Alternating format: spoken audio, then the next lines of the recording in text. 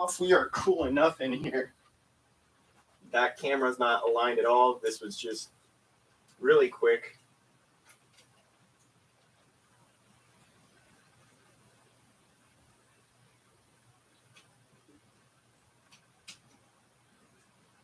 Let me get you guys to good. There's no audio right now on the game. I have it muted. There's the sound. Hello, everybody, and welcome to a double header tonight. This is something we've done before, but this is the first time we've done it not impromptu. This is the first time we've announced it ahead of time. Welcome once again to the fabulous world of 2K Universe. I'm your host, the one who plays, Type A Joey 101, from the very famous YouTube.com.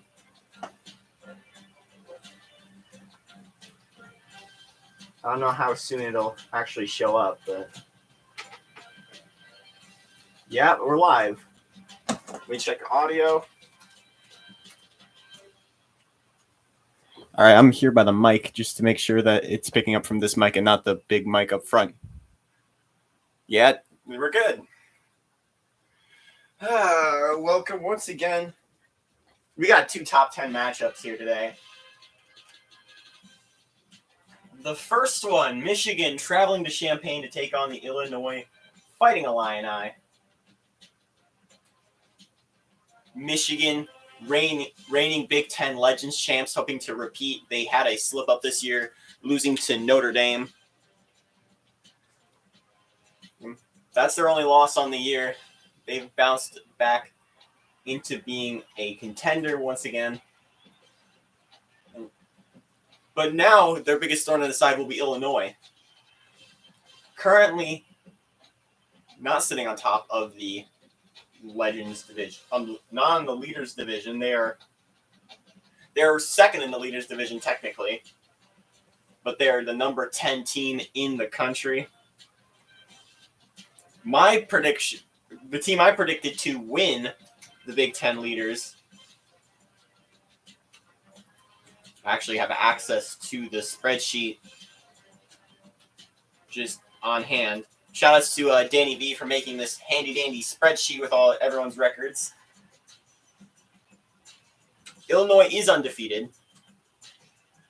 Their last game was a 16-7 road win against Penn State.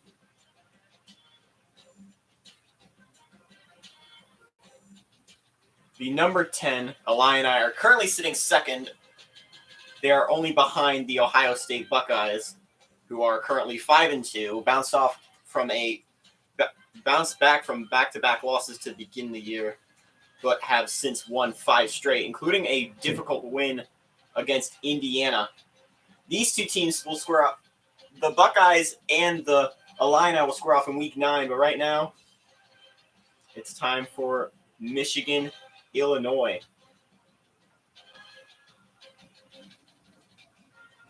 I'm going to send this to the group chat first. I actually have to go back and check our rosters before we can start. I'll start talking about the second game when we get there. Which, if you read, this team is involved that we're starting with. We'll start with the road team, the Michigan Wolverines. We've seen them before. They played against Notre Dame at home. They lost a tough game. But they're hoping to not go 0-2 on 2KU. Their starting quarterback, once again, Justin Gant from Beecher, Michigan. He's a true senior. Jeremy Hall, the running back, a junior from Three Rivers. And Chris Newton from Chesapeake, Virginia, is a true freshman. The fullback out of Waterford is Justin Wheeler, the redshirt senior, certainly a top draft pick if I've ever seen one. Redshirt senior from Okeechobee, Florida. Brett Mansfield. Tight end Johnny Mathis, sophomore from Jackson. Jared Reed, left tackle all the way from Wilcox, Arizona, 96 overall. Will Griffin, redshirt junior from Palmdale, California. The center, true freshman Brett Alexander from Lansdowne, Pennsylvania. Right guard, Josh Mason, Chicago Heights, Illinois native. He's a redshirt sophomore. And rounding out the O-line is Damon Huffman, redshirt senior from DeKalb, Illinois, who's native Northern Illinois just today beat Ball State to break the Oregon Ducks 2KU regular season winning streak record. Congrats to them. As we'll switch to the defensive side of the ball, Highland Park's junior Brian Allen on the left end. At right end, redshirt sophomore from Dover, Ohio, Julius James. He crossed the border to join the Wolverines. The defensive tackle, Marcus Adams from Steubenville, Ohio, is a true senior. And a redshirt senior, powerful defensive tackle, Kevin Young from Hanahan, South Carolina. From Shelby, Ohio, the left outside linebacker is Scott Schmidt. The middle linebacker will be Derek Brown, and the right outside linebacker is Tony Stewart, sophomore from Harrison, Michigan. Brown's from Manistee, Michigan, and we already saw Scott Schmidt from Ohio. The cornerbacks, Michigan's secondary, a bit of an issue before in the game against Notre Dame. Hopefully it rebounds here. Brian Lowe, junior from Forest Hills, will be your anchor. Thomas Reed from Westminster, Maryland, is a junior. Senior Blake Porter from North Olmsted, Ohio, and Blake Hill, a sophomore from Holt, Michigan, wraps this out. The free safety from Franklin, Ohio, is Brian Leslie, and the strong safety, All-American Dylan Walker from St. Joseph, Michigan. The kicker, an 88 overall, redshirt senior Brian Butler from Bay Shore Gardens, Florida. And the punter, all the way from El Centro, California, is Mike Davis. And now we head to our home team, the Illinois Fighting Illini. The Illini are led by quarterback Ken Parham, an 89 overall redshirt senior from Poplar Bluff, Missouri. He'll be definitely sought after in the upcoming draft.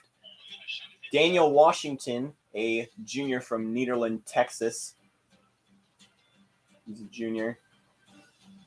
Sophomore Tim Vinson, the sophomore from Lisle. I believe that's Lisle, Illinois.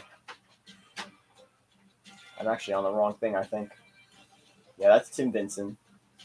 Daniel Washington's the running back. Aaron Kilpatrick's another running back from Peoria, redshirt sophomore. The receiving corps, Kyle Williams is the leading name from Wapakoneta, Ohio. He's a redshirt sophomore. Chris Snyder, true senior from Hollywood, Florida. Ryan McCauley is a senior from Temple Terrace, Florida. And Greg Martin, all the way from Searcy, Arkansas, is a true senior as well. Tight ends, Mike Freund, a senior from Panthersville, Georgia. On the O-line, Stephen Goolsby, redshirt sophomore from Cicero, Illinois. For Allen, Louisiana's Justin Scott, a redshirt junior, is at left guard. At the center, redshirt senior, 93 overall from Stowe, Ohio, Patrick Allen. Dion Nelson, redshirt sophomore from Terre Haute, Indiana. That's on the right guard. And on right tackle, redshirt junior Slade Jackson from Xenia, Ohio. On defensive side, Anthony Norton, a redshirt senior from Norton, Ohio. Funny, his name is the same as his city. Oh, I forgot to send the link. Hang on.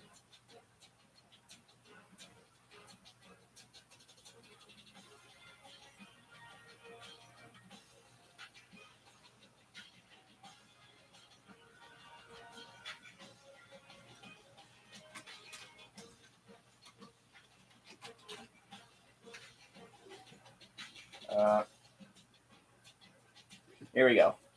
Yeah, Anthony Norton, we already mentioned, left end from Norton, Ohio, redshirt senior. Redshirt sophomore, Rashawn Lane, is from Dalton, Georgia. Defensive tackles, Kerry Johnson, redshirt junior from Tinley Park, Illinois, and redshirt junior Javon Inman from Libertyville, Illinois. From Colonial Heights, Tennessee, made a bit of a trek to get here. Andrew Rogers is the left outside linebacker. The middle linebacker, true sophomore Wyatt McNeil from University Heights, Ohio. And at right outside linebacker is Garrett Bryant, a true senior from McKenzie, Tennessee. In the secondary, redshirt sophomore Joe Burley, all the way from Miami Springs. Matt Davis is a sophomore from Ashland, Ohio. Ian Jordan, all the way from Oakland, is a redshirt sophomore. And Chad Williams comes to us from Niles, Illinois, a true freshman. Free safeties, Philip Thomas, redshirt senior from Springfield, Ohio.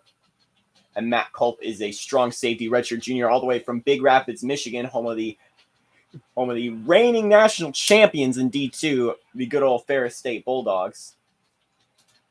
Bolingbrook, Illinois, redshirt sophomore Jason Armstrong will have the boot as the kicker, and the punter from Castleberry, Florida is junior Jamar Branch.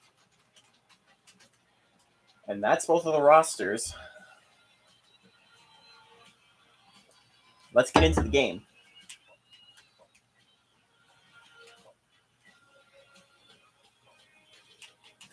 Yeah, not Stanford yet. They're seeing Illinois take on Michigan. And don't forget to stay tuned after this game. We have another game on the way, which we'll talk about when we get there. And Illinois going to wear the orange, blue. Michigan doesn't really have much options to go with. So we'll go with that. Michigan, the slight edge on defense. Illinois, the slight edge on offense. Interesting to see.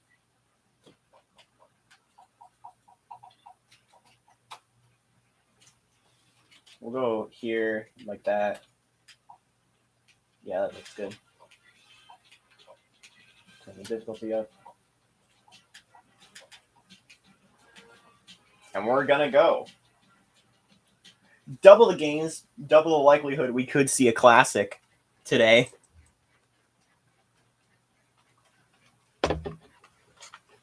A field we've slowly been lacking in since that game between BYU and Minnesota it was.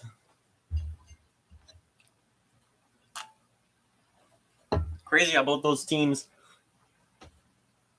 were in the top 20 when they played each other. Now neither of them are ranked.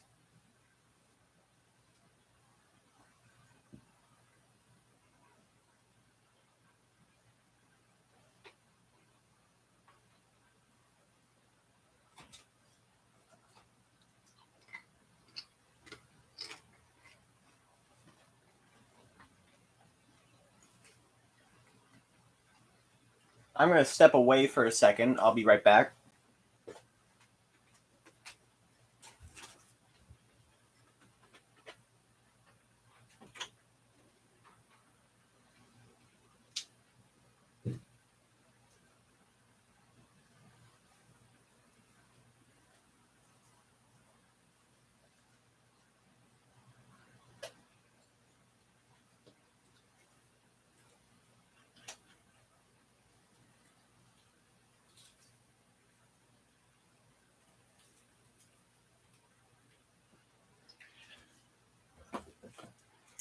Yeah, let's do it. We're ready. I'm ready. You're ready. Let's go. Illinois trying to prove that they have what it takes to be the best team in the Big Ten. Michigan trying to keep their dynasty alive. They were a dominant force at the beginning of the 2010s. They've managed to linger for a while since then. But are the Wolverines on the way out? We'll find out today.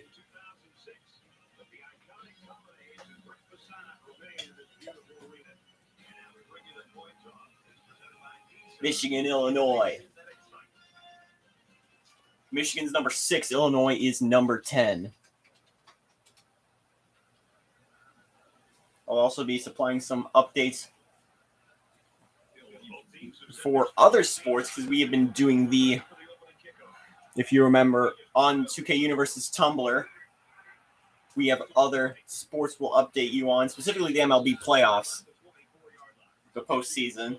I'll be giving you updates on throughout. Brett Mansfield, the big name for Michigan here. Senior wide receiver. Gant, the starting quarterback for the Wolverines. Here's Gant. Throwing this one already, and he's got a man. First down, steps out of bounds at about the 40-yard line.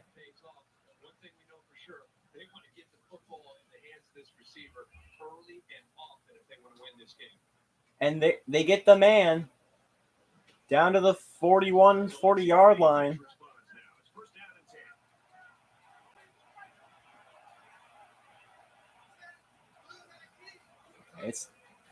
He'll step back. He's brought down for a sack. That's 4 yards lost for Gant. Chad Williams gets the sack. Big play for the Illini.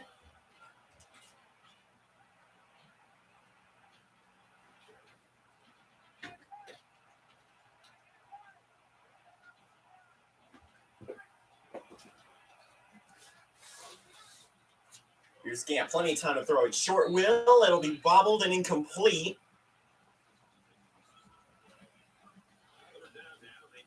That was a 35-yard pass earlier. Gant to Mansfield. That was the connection that's been working this year. And throughout these guys' college careers, there's a short throw to Johnny Mathis for 9 yards. But it won't be enough for the first. They'll have to kick a long field goal. This is a 53-yarder, and it's good. The big boot from 53 yards out. And those are the first points of the game.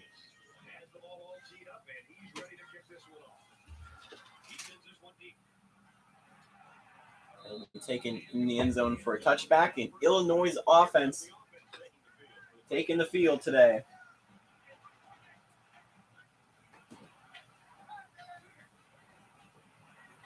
Plenty of time. He'll run it himself, and he's got a first down. No, he's short. Ken Parham, the starting quarterback for Illinois, their big win to start the year. If you remember 2KU Weekly, Week 0 at Missouri. Versus Missouri in St. Louis. Those two play. There's a handoff for first down to Daniel Washington.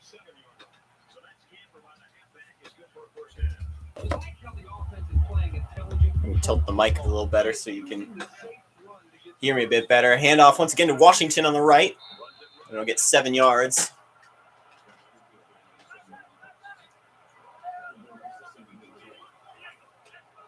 Here's 2nd and 3. Another handoff up the middle to Daniel Washington. That gets 8 yards in the first.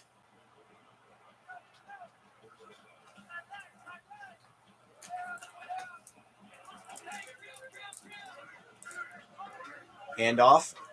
Relying on the run game, but that one gets stuffed. It'll be a loss of 2. DFL will go to Dylan Walker.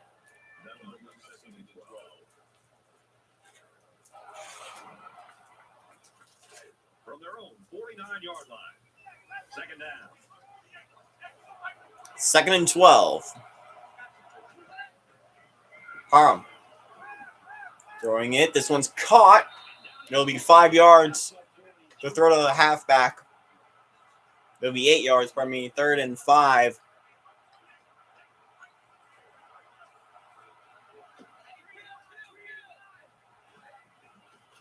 Parham. Time to throw. He'll heave this one right. Caught. Kyle Williams, 22 yards.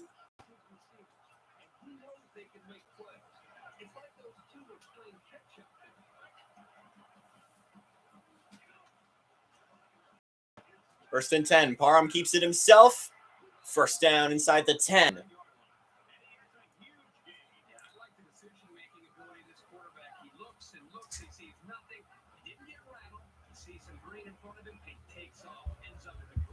Here's Parham. Caught.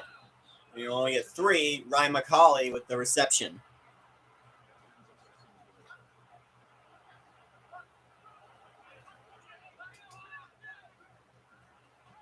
Keeper on the option. It'll get about a yard or two. The 3rd and goal from about the 4-yard line. They want end zone. Parham keeper. Nothing. There'll be a credited sack to Kevin Young on the play. Tried running it up the middle on a draw, but nothing to gain. They may have lost a yard, and they'll bring on the field goal unit to tie the game. Chip shot field goal, most likely. And it's good.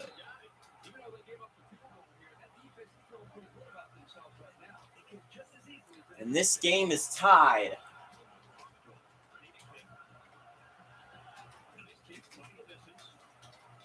Kicks deep.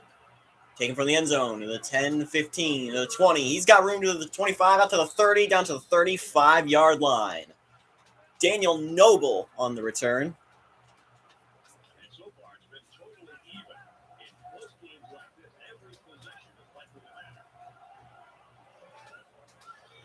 First and 10. Gant handoff. 8 yards for Jeremy Hall.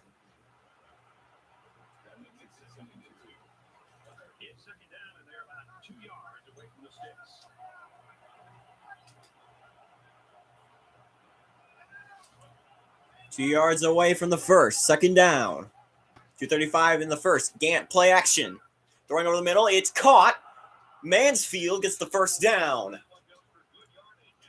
18-yard reception.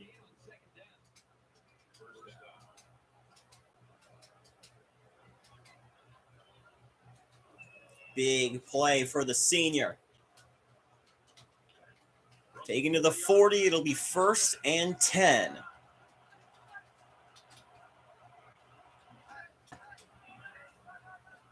Handoff to Hall. It's 8 yards on the play.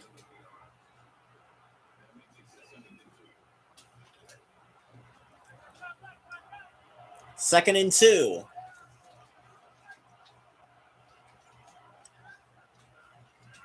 Gant keeper on an option. Nothing. Loses a yard.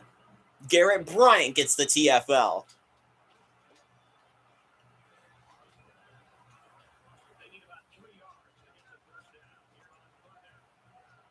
Michigan 0 for 1 on 3rd down.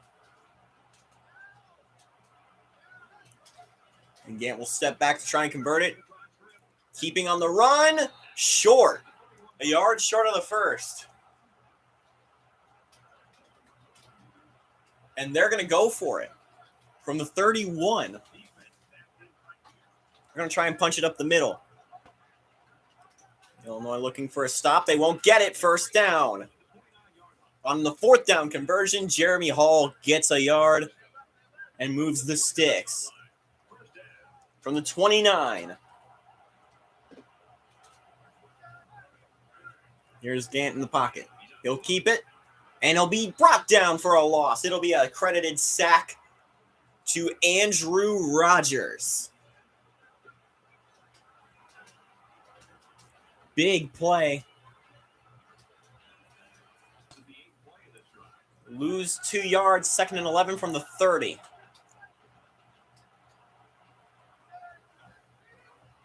Gant stepping back, he'll throw on the slot. First. That's Chris Newton, his first reception. And only get a yard, 3rd and 10.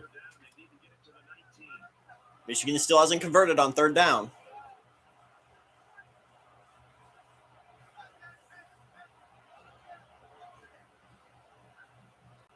Throwing this one deep. Intercepted. At the 1-yard line, it's picked off. Philip Thomas. He had a tackle earlier, and he gets the pick.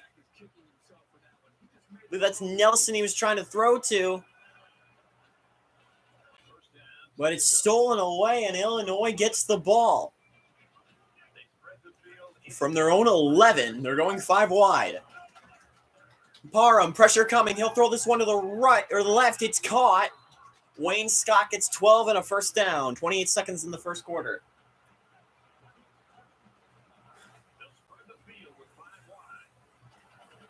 Once again, going 5 wide, 1st and 10. Parham. Pressure coming, he'll throw. First down once again. Ryan McCauley gets 10. Clock still ticking in the first quarter.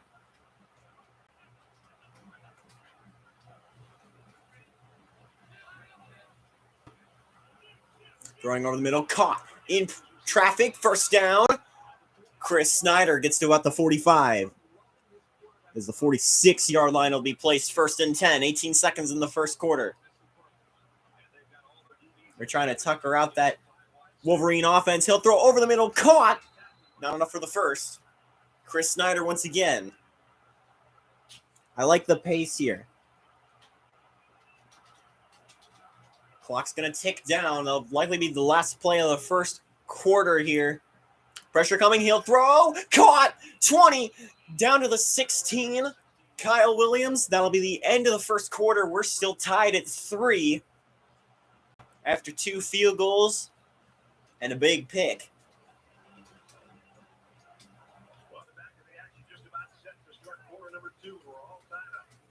From the 17, 16.5 yard line. Handoff to Daniel Washington. That'll get 4 yards. 2nd and 6 from the 12.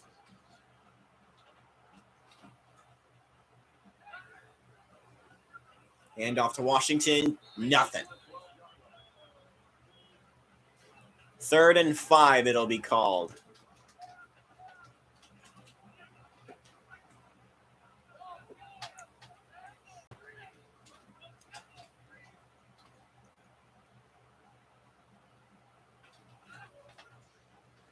Parham has time to throw. He'll keep it on the run. Touchdown, Illinois. 12-yard run up the middle. Ken Parham puts the first points on the board.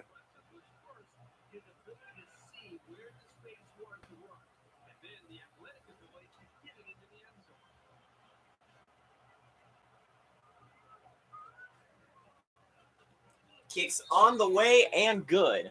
And it'll be a 10-3 ball game.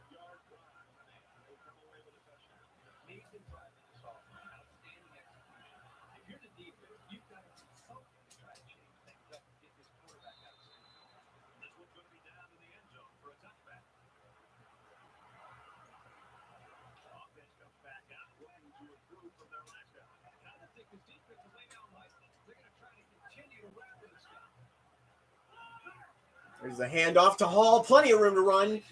Gets all the way to about the 45-yard line.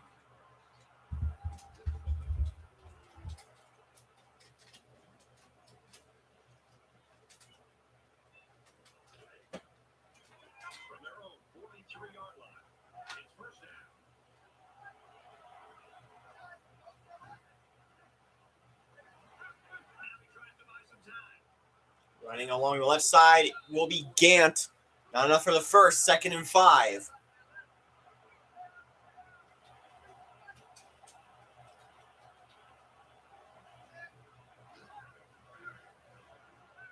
Throwing, caught, first down.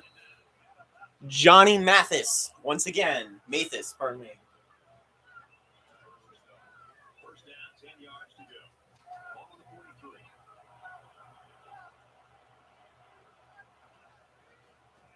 Gant stepping way back, throwing on the slot. That'll get 3 yards.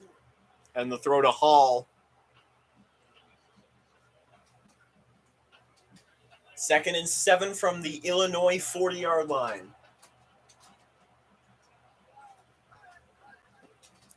In the shotgun, Gant will throw it, caught. Once again by Mathis. Mathis, I don't know how to pronounce that, but it's not enough for the first. It'll be 3rd and 5.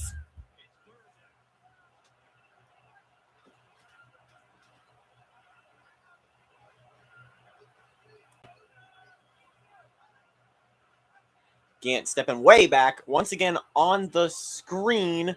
Not enough for the first. Hall will be stopped after a yard gain. It'll be 4th and 4. And they're going to try an even longer field goal.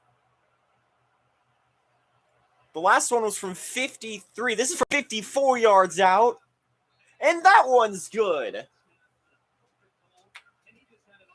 It's not every day you see a kicker kick multiple field goals from over 50 yards out.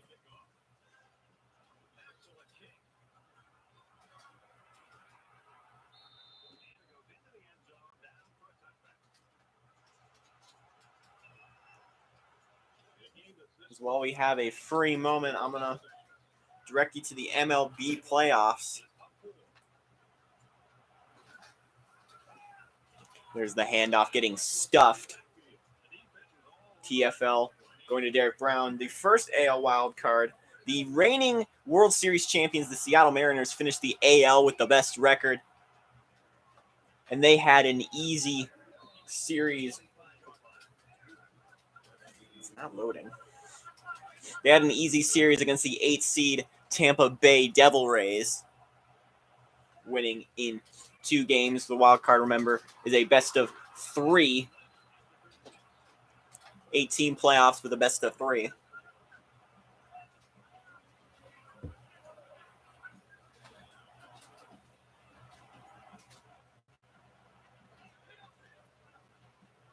So the handoff to Washington for 4 yards. The Rangers, Texas Rangers, came in as the 5th seed in the postseason. They managed to pull off an upset over the Oakland A's, who came in as the best wild card team. Going short for a first down, or short for a gain of nothing, really.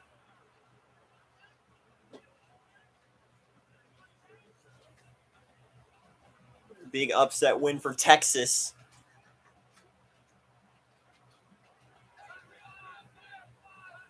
So here's 3rd and 7, Parham. And he'll be brought down in the backfield for a loss. Sack credited to Kevin Young, his 2nd of the day.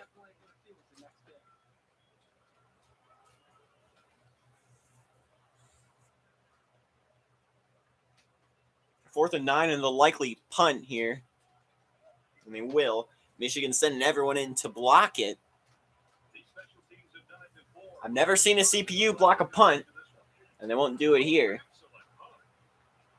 That one will bounce all the way into the end zone for a touchback. Branch was the punter for Illinois.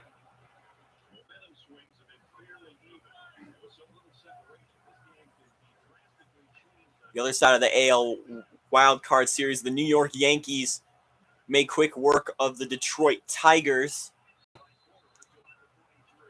The Yankees winning the AL East this season. They're the 3 seed in the West, or they're the 3 seed in the AL. The Kansas City Royals are the 2 seed in the AL. They won the AL Central. They had a close series with the California Angels. Angels made it close, but the Royals win in 3.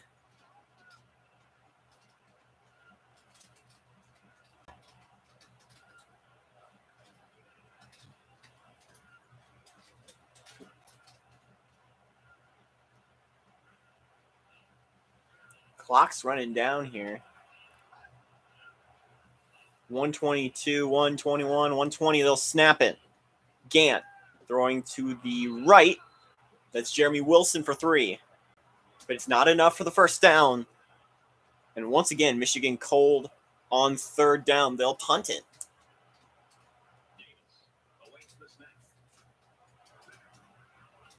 Punts away, and a deep punt here. Caught at the 20, taken to the 25. 4-yard return for Ryan McCauley.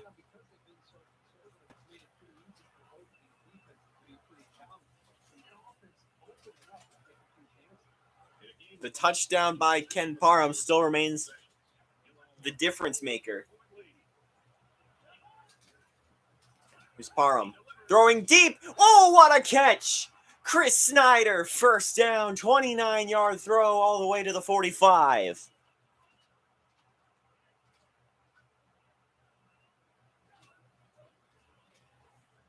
Throwing deep, and another catch. Back-to-back diving catches for Chris Snyder.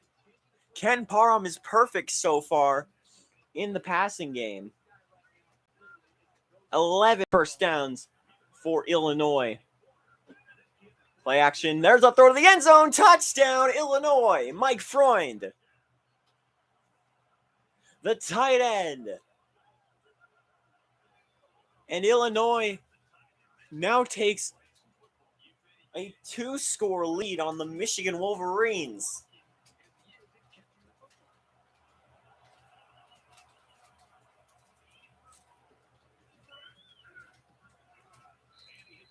And the PAT is good.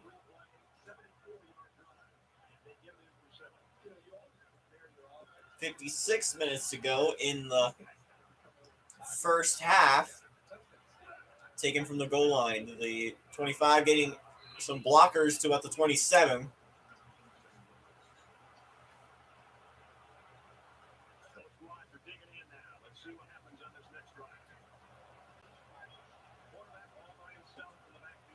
Five wide. Gant throwing deep. Caught out of bounds.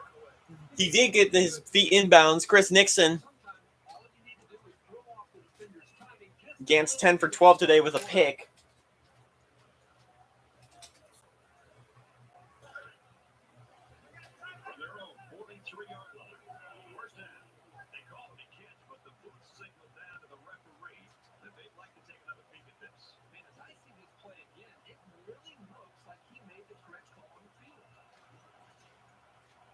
They're going to review it. And they will uphold the review, uphold the call.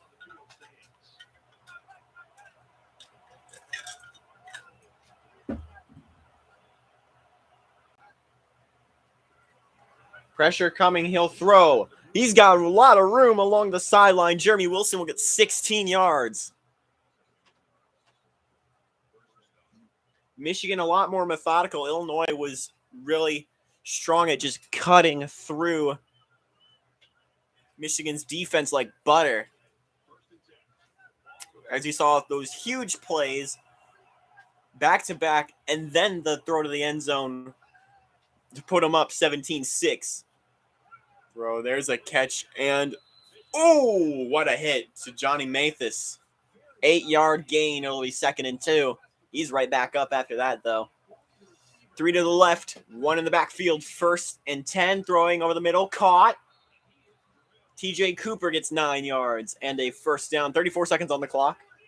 Michigan's used 2 of their timeouts.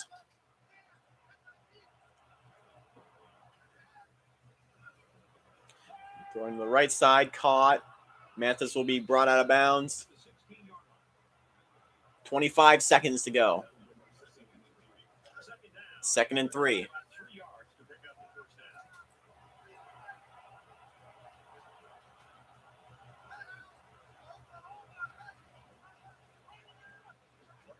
Here's the handoff. First down once again.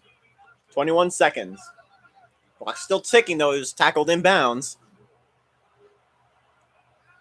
They're trying to get another score to at least draw within a field goal. Throwing this one, caught. Justin Wheeler gets 4 yards. Time is ticking. 6 seconds, 5, 4.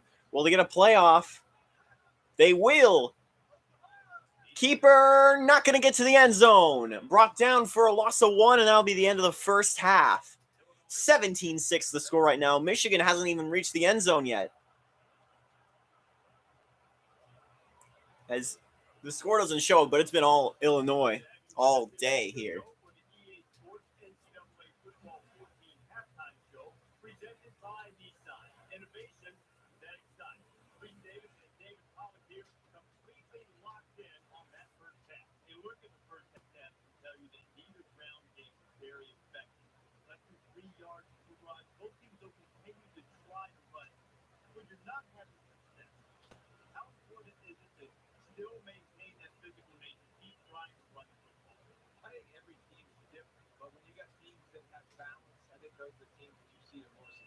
Make the defense honor the run. Now listen, if they continue to stop and they continue to put 8 guys in the box, I think you got to pick your spots when you want to throw on first down. You can't be predictable and run it every single time, and you got to be a little bit balanced. But it definitely pays dividends later in ball games when you stick with the run throughout a whole game. Just about time to start have an opportunity now. We'll take a look back into baseball to the NL in a moment. We're about to kick back off in the second half. Michigan kicking it off, hoping to get a good stop, prevent Illinois from scoring yet again.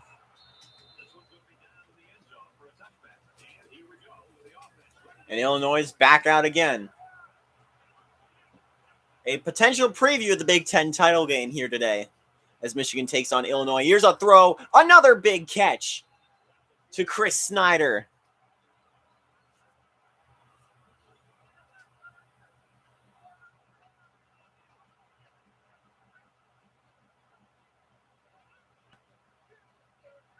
There's a sack. Or no, that's a loss to one. Pardon me, I was looking down for a second. Derek Brown gets the TFL, though. Second down and 11 yards to the sticks. Ball on the 46-yard line. Throwing, intercepted. And he's got blockers. He'll be down to the 30, inside the 30-yard line. And that interception by Thomas Reed shifts momentum once again. Now Michigan has to hope that their offense doesn't run cold again.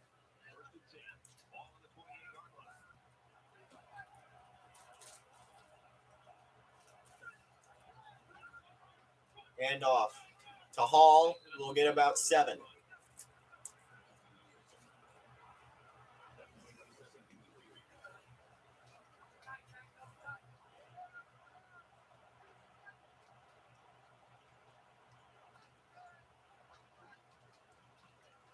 Gamp breaks a tackle. He's got room. Frame rate drops for a second. He'll slide at about the 10.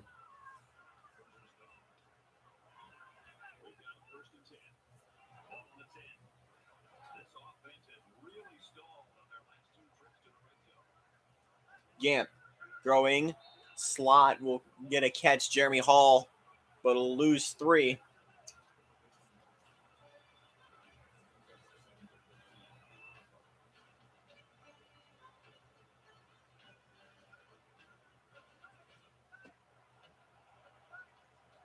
As I was saying, the Montreal Expos play the Atlanta Braves. There's a big throw, but he's out of bounds. The Montreal Expos managed to dispose of the Atlanta Braves. Pardon me, I'm looking at the wrong series. The Atlanta Braves beat the Cardinals, the St. Louis Cardinals, in 2 games as there's another stalled drive for Michigan, and they're going to go for another field goal. He had the 54 and the 53-yarder. This one, from a much more reasonable distance, is also good. 17 to 9 is the score here. Yeah, Atlanta beat the Cardinals in 2 games. The Expos beat the San Francisco Giants in 2 games as well. The Braves won the NLDS, or won the NL East, pardon me. But it was the Diamondbacks who ended up winning the NL West, but they would lose their series to the New York Mets.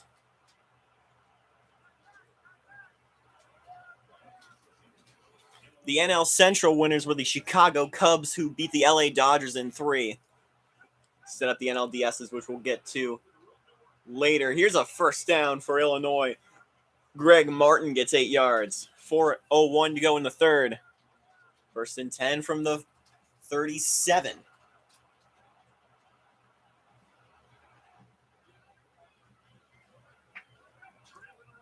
Here's a good run by number 2. This is Ken Parham himself.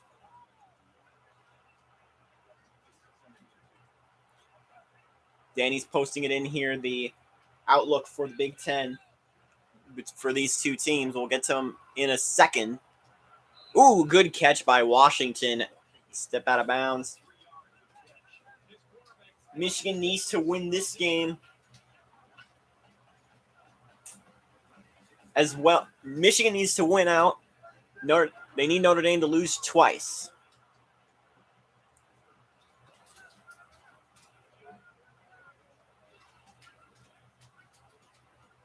Right now, the current statistical leaders are Ohio State and Notre Dame. Here's a good first down, and he's going to be off to the races.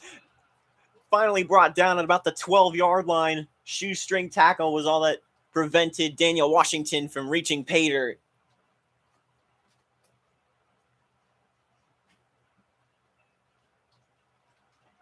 Illinois just needs to win out to clinch the Big Ten leaders division. Handoff. Another shoestring tackle. That'll lose 3. Number 67, Tavita Johnson is credited for the TFL.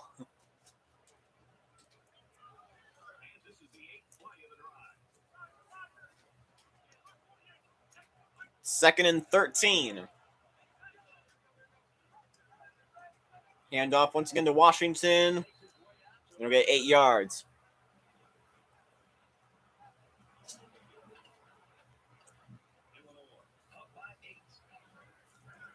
Parham throwing, swatted away.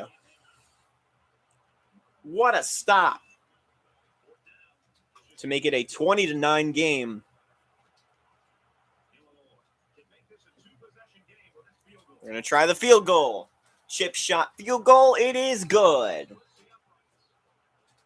It is now 20-9.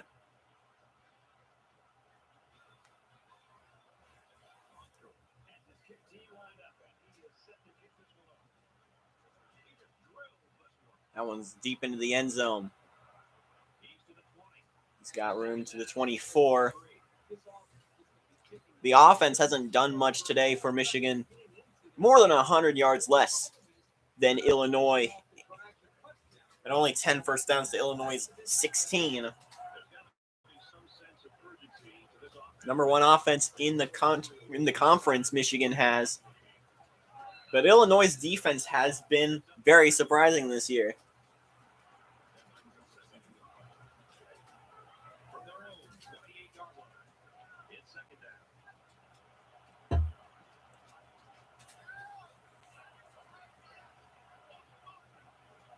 Michigan trying to make sure that their name is still around. He'll be short of the first down. Hall will be. It'll be 3rd and inches from the 33.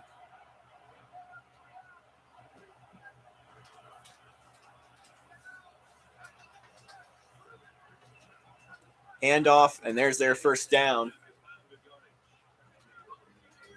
4-yard gain for Rush. 4-yard gain from the rush for Hall.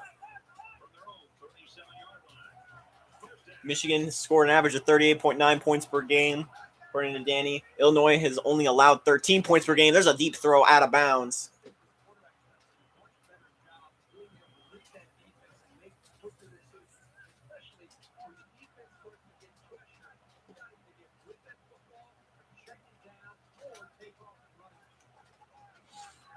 It's a handoff.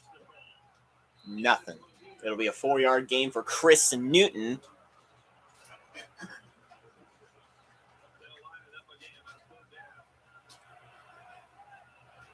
Team Fortness. 3rd and 6. Crucial 3rd down. They haven't had much luck today. Do they have it here? They will get the first. Jeremy Wilson will be dragged across the line.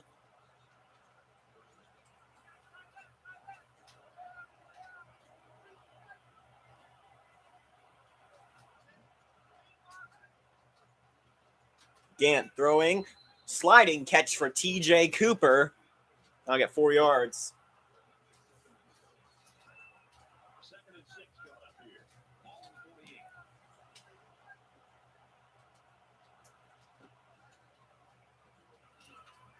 There's a throw to number 3 on the receiving core. That's Chris Newton once again.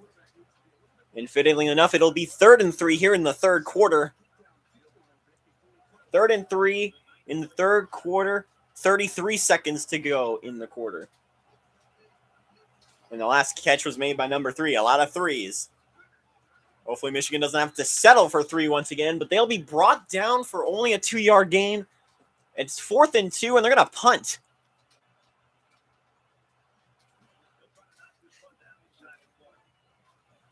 Punts away, and it'll be down at the 1-yard line. What a punt. Oh, that's at the goal line. Oh, my goodness. Phenomenal punt.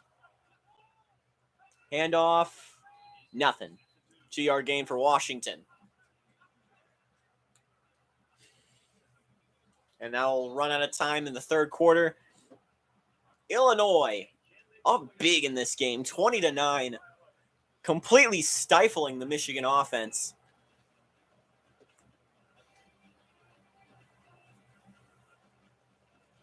But Michigan might have some momentum. We'll have to see.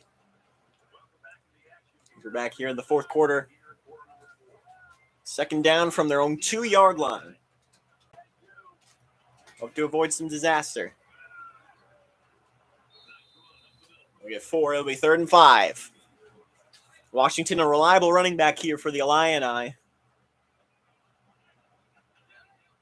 Definitely a contender for first team All Big Ten when that rolls around. There's a first down and more for Ken Parham. And Ken Parham is making his case to be first team All Big Ten as well. Play action, Parham. Incomplete.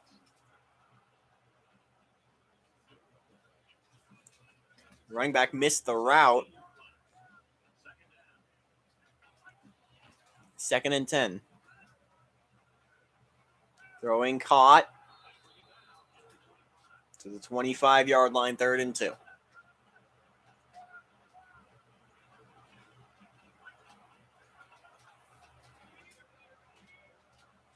Parham play action, avoids the sack, and there's the pick. Disastrous mistake for Ken Parham. Brian Lowe, the big pick.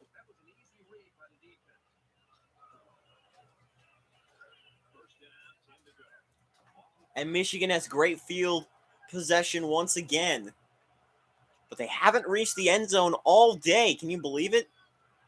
Number 1 scoring offense in the Big Ten.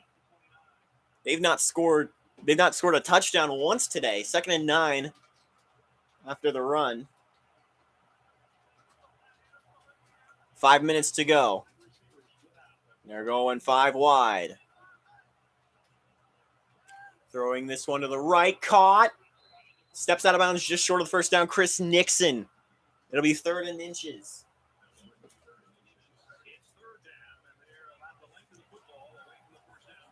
From the 20-yard line.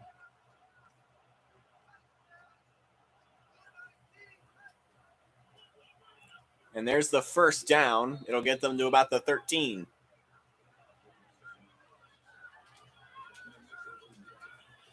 .438 on the clock. Michigan down 11. Comeback not out of the realm of likelihood. There's a handoff. He's got room along the left side. He'll get 7 yards. That's Jeremy Hall, the running back. 7 yards on the ground today.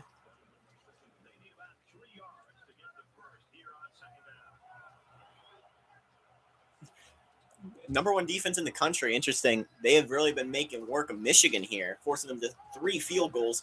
And there's another stop for a loss. Matt Culp with the TFL.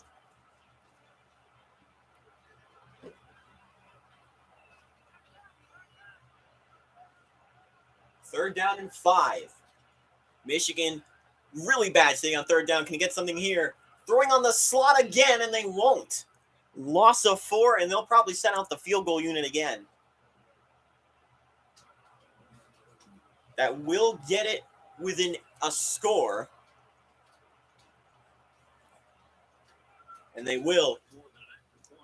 The bright side for their team today, their kicker's been automatic, including 2 kicks from 50-plus yards. This one is much more manageable, and he's good. 20-12 the score now.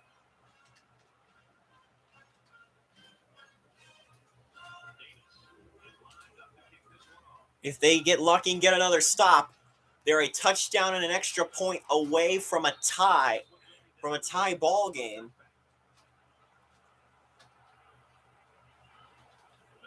There's 3:37 on the clock. But their defense needs to come through. It's been struggling as of late. Here's the throw. Caught. A step out of bounds. Mike Freund with an 18-yard reception. Had to be taught how that's pronounced. I believe for our Troy, South Alabama game earlier. Handoff. It was Jacksonville State, South Alabama. Or Jacksonville State, Troy. Don't forget to check out our 2K weeklies every Sunday at 8:30. Or every Sunday at 9. 2nd and 8 from the 46.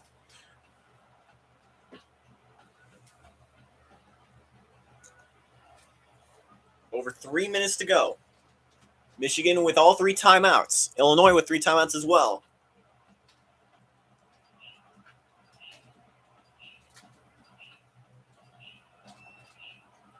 They're running the clock down.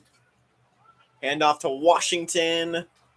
Breaks tackles. He'll be short of the first. It'll be 3rd and inches from the 40. I'll say this is a 47. I'll try punching it up the middle.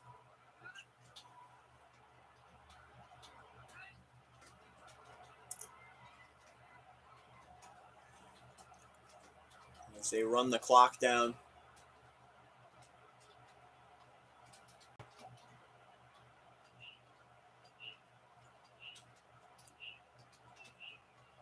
Michigan's got those 3 little nuggets of timeouts.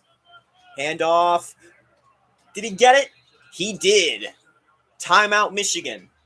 2:04 on the clock.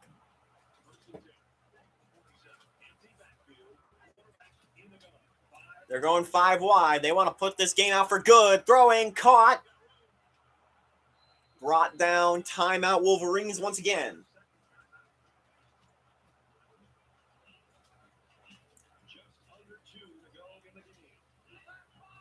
Handoff. Stumbling, but he managed to keep his composure. That'll be a 5-yard gain. Timeout. That's the last for the Wolverines. Illinois still playing aggressive. They don't need to. Pressure, and it'll be brought down for a 1-yard loss. 3rd and 6. Crucial 3rd down. Michigan has had no luck of their own on 3rd down today. Hopefully, they hope that Illinois loses their luck as well. They're 5 for 9.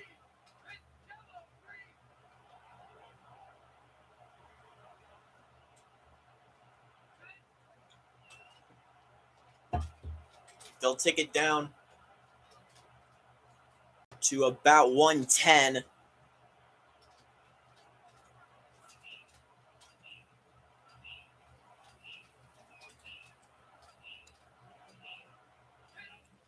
They're going to try to go for a pass. Throwing up there. Wide open. That's the dagger. Ryan McCauley, touchdown, Illinois. The shimmy and the squeeze.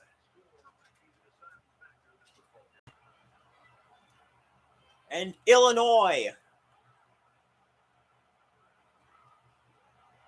now up big. About to go up 15 here.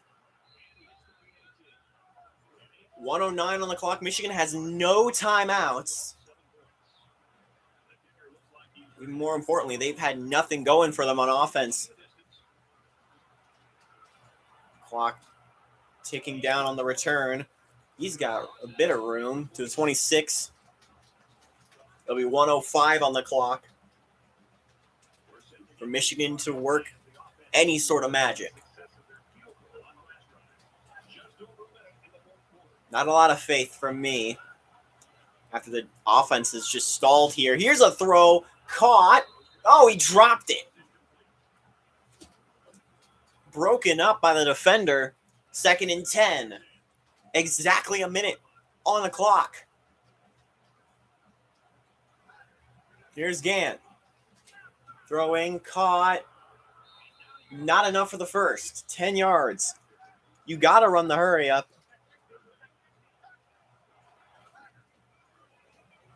Third and inches, throwing up there. He's got a man wide open. To the 30, 20, brought down at the 20-yard line. Tick, tick, tick, tick, tick, tick. Johnny Mathis with the catch. It'll be from the 21, and they will spike it. Stop the clock at 39 seconds. They need a touchdown, a 2-point conversion, and another touchdown. And a lot of magic is what they need. Here's a throw.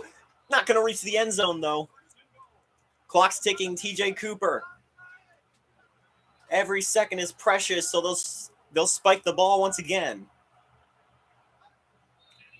30 seconds to go. Second and goal.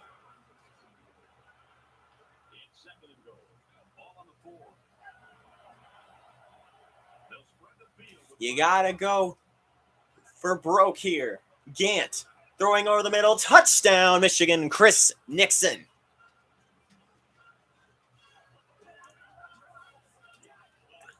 With only 30 seconds in the ball game, Michigan finally scores a touchdown.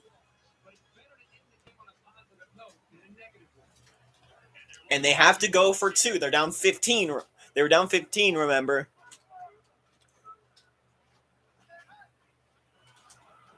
Throwing over the middle. They got it.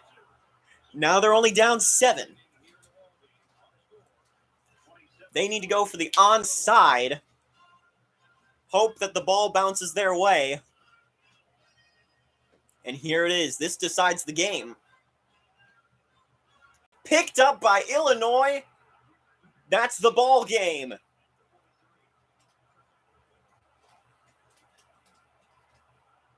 The bounce wasn't there for them.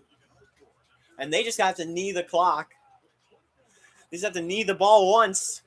And a tremendous win. Illinois is the new number 1 in the Big Ten.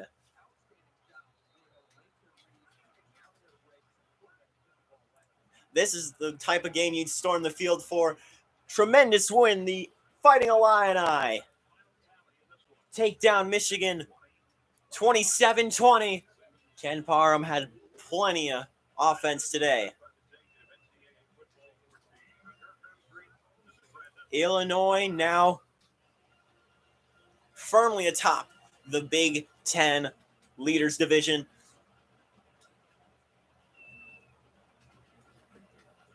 They have a big contest coming up in 2 weeks. They play Ohio State. Also a team ranked in the top 25. That will decide that division. Illinois also has to worry about Indiana on the schedule as well. You don't want to have your chances spoiled by them. As for Michigan, this is their second loss of the year. Both to conference opponents. They need Notre Dame to lose twice, and they need to win out to win the Big Ten Legends Division.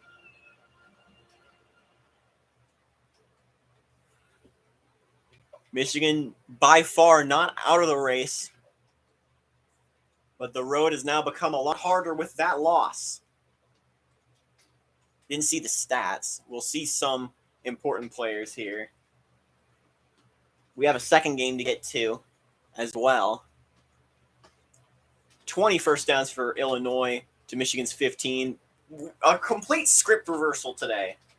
Illinois' shining light was stuffing Michigan's powerful offense, and Michigan's biggest weakness was the offense not being able to get anything done. Michigan dominated in time of possession, but that was pretty much it for them. There's the game. Ken Parham, 22 for 25, 309 yards, 10 carries, 51 yards, and 3 total TDs. Don't forget those 2 interceptions, though. Brian Butler, automatic today, 4 for 4, along of 54 yards. Thomas Reed had 3 tackles, a TFL, and a pick. Phil Thomas had 2 tackles and a pick as well. Illinois, the number 1. Michigan can still win the division.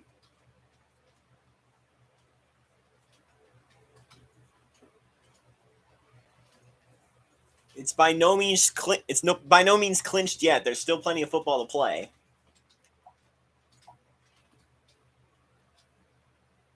Michigan now needs to win out. That Ohio State game is already a crucial game for their culture. It's even more crucial now.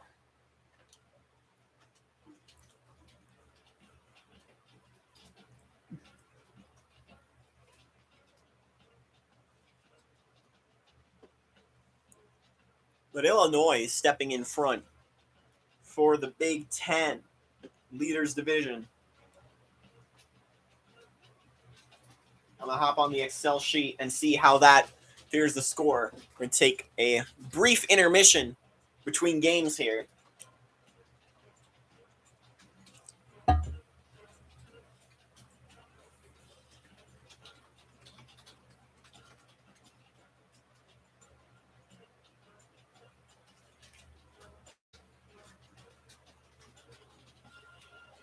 In the Big Ten, Michigan now sitting at 6-2.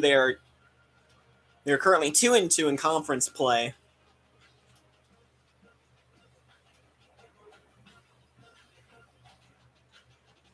They have a bye next week. Then they travel. Then they play 2 tough home games against Minnesota and Indiana.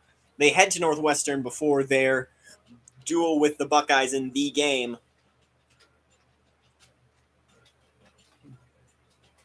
They're currently sitting in the back seat at this point.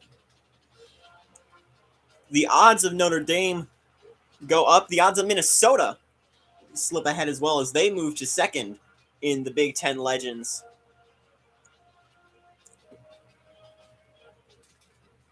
You forget, but Minnesota, after a tough start to the season at 3-3, they managed to win back-to-back to bump up to 5-3. And they're 3-1 in conference. Their one conference loss was at Notre Dame. Notre Dame and Minnesota, or Michigan and Minnesota, hoping for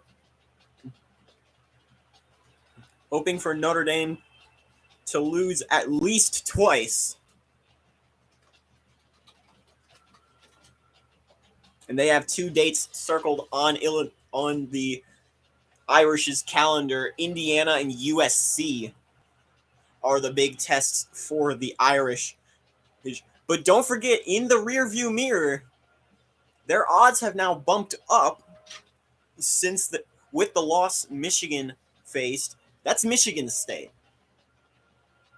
Michigan State is currently 4-3. They were off this week. If the miracle happens, they would need Notre Dame, Minnesota, and Michigan.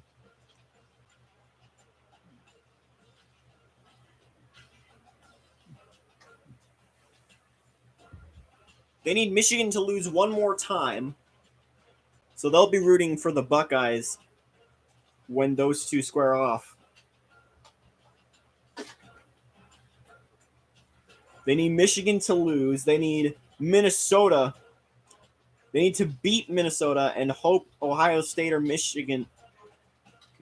They need to beat Ohio State, and they don't play Ohio State, actually. They need to beat Minnesota. They obviously need to win out. They need to beat Notre Dame. And they need to beat Minnesota. Wisconsin, Purdue, and Penn State shouldn't actually be that hard. They need to win out. I need everyone else above them to lose out. Or at least need everyone above them to at least lose once or twice, depending on the team.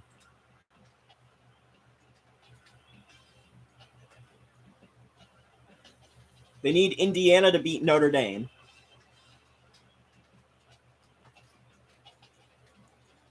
Michigan State does not play their rival Indiana this season, but surprisingly enough, they'll be rooting for the Hoosiers because they play both Notre Dame and Michigan. By the slimmest of margins, Michigan State is still in the race, is my point here. As for the leaders, Illinois now firmly at the top at 7-0. Notre Dame also unbeaten. As we saw before. Unbeaten in conference as we saw before. Ohio State is 5-2. They haven't played yet. They have their game against Wisconsin. They actually play next week. I thought it was 2 weeks from now.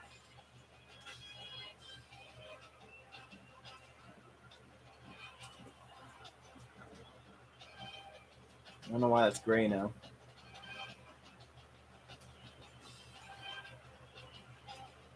Ohio State needs to beat Illinois next week, of course. Now they need to win out, but the key is to beat Illinois.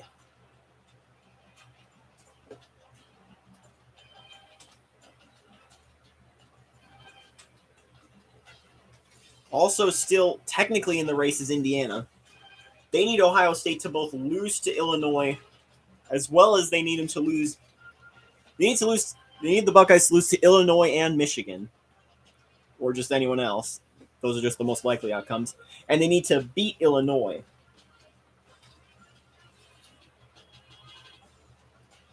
Indiana very much in the race. Another team slimly in the race is Purdue. They have a Michigan State-esque laundry list of things that would need to happen for that to be a possibility. As does Penn State.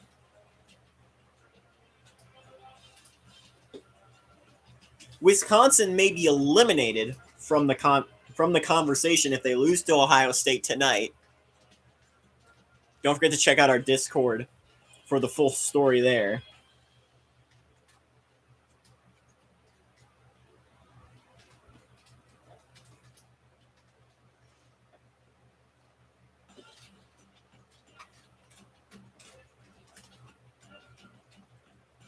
Yeah.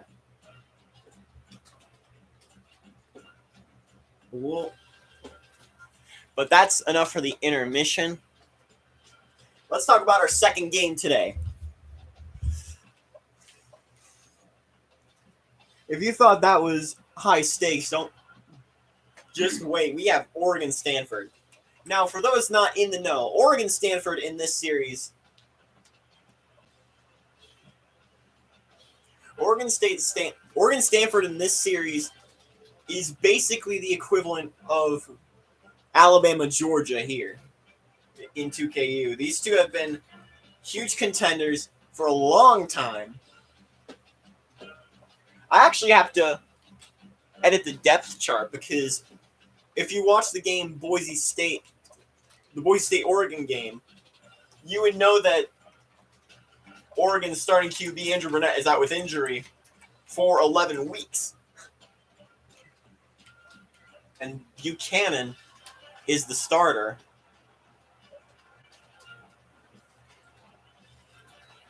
In his stead, Mark Buchanan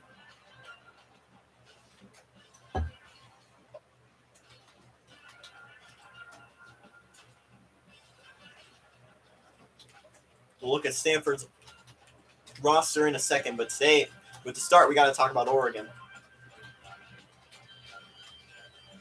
This just goes by overall, but the starting quarterback at least should be. Oh, didn't want to yank the computer. But the starting quarterback should be one Mark Buchanan, a redshirt freshman from La Habra, California. He came on the field for the first time against Boise. He performed well, but it wasn't enough for the Ducks to beat the Broncos. But the big star for their offense is Heisman Trophy frontrunner Terrence Noel, Jr. from Willowbrook, California. Also, there's Kyle Bryant on the running from Apple Valley. He's a sophomore. Fullback Tanner Montoya, redshirt senior from Lake Oswego, Oregon. Running back from wide receiver from Jacksonville, Texas, true senior Ryan Henderson. Chris Smiley, redshirt senior from Seward, Nebraska. Frank Montgomery, redshirt junior from North Bend, Oregon, as well as Chaz Dixon. Not to be confused with a different Chaz Dixon, redshirt sophomore from Santee, California. Tight end is David Holmes, junior from Salem, Oregon. Leonard Adkins is a redshirt sophomore from Prescott, Arizona. As we're on the line, redshirt senior Joel Miller from Waihehu, Hawaii. Redshirt junior John Wade is from Hammock, California. Willowbrook, California's own redshirt junior Darius Green is on right guard, and at right tackle, all the way from Muskegon, Michigan, is Chris Horn. On the defense, Desmond Sullivan from Encinitas, California, a redshirt junior. Right end, Corey Irvin, redshirt senior from the Dales, Oregon. Defensive tackle Ron Bailey from Pearl City, Hawaii, is a redshirt senior. He'll be joined on the line by Sean Smith, a sophomore from South San Francisco.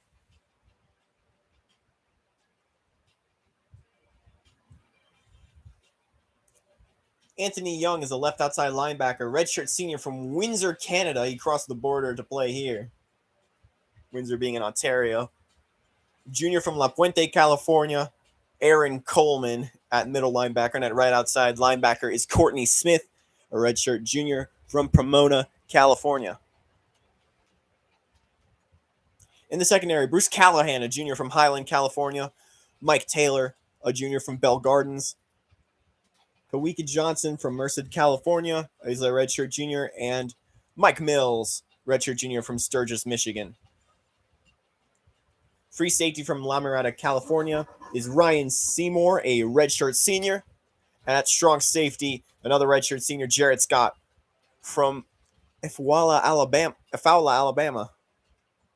The kicker is Sid Franz, a senior from Hollywood, like actual Hollywood this time. And punter is Earl Love, a redshirt junior from Citrus Heights, California.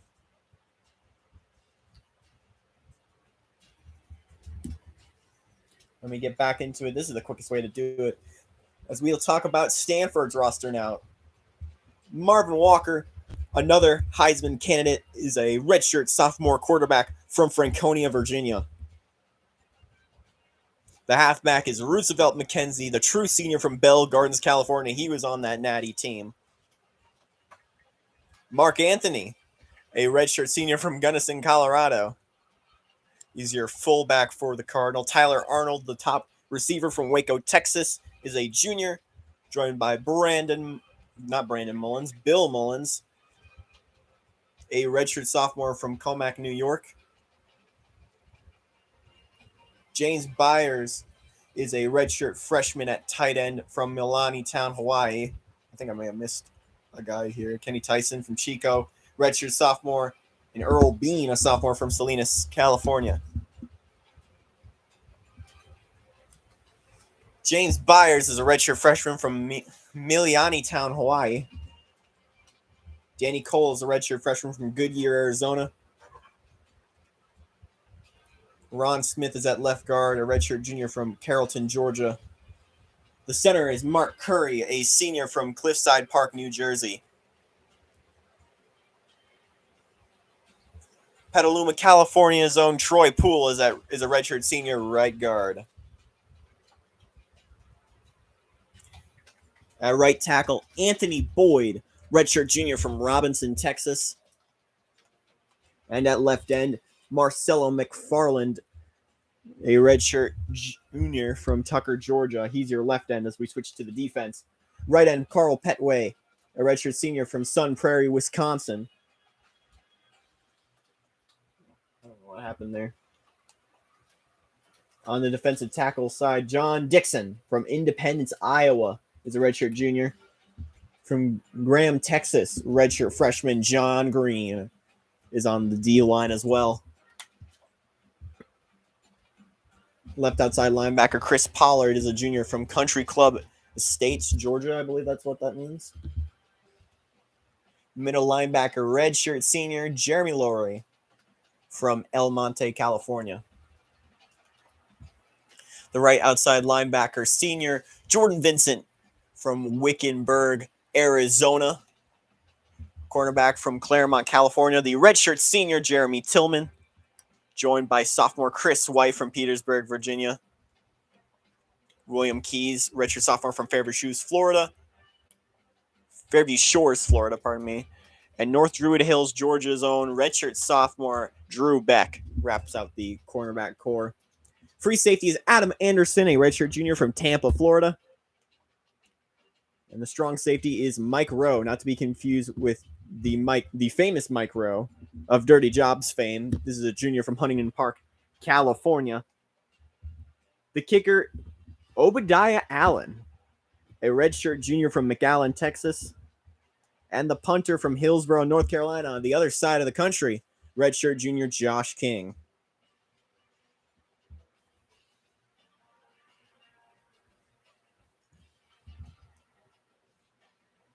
Let's get into some football. This is definitely a marquee matchup here. This has been like the number one spot to go to for a 2K Saturdays since we started.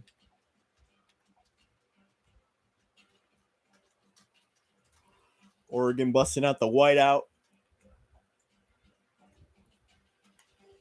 Stanford will be rocking their Stanford standard.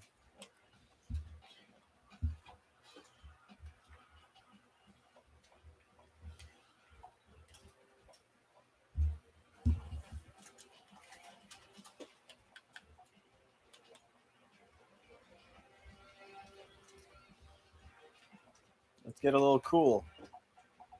We've earned it. Let's get a little cool out.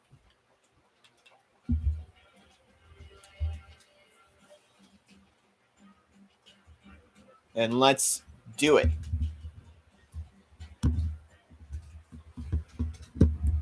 This game basically means winner gets an immediate punch into the conference championship game.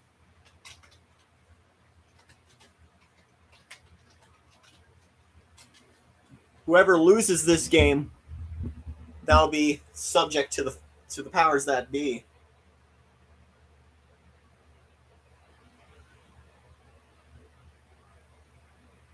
We'll take a look at your top 25. Not your top 25, pardon me. If we are to look at that, Stanford is at number 7. Oregon is at number 9. Let's take a look at the Pac-10 standings, actually. That's what I meant to pull up. Before we get started.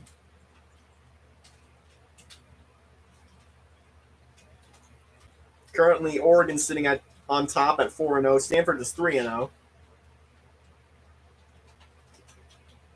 This is the big deciding game.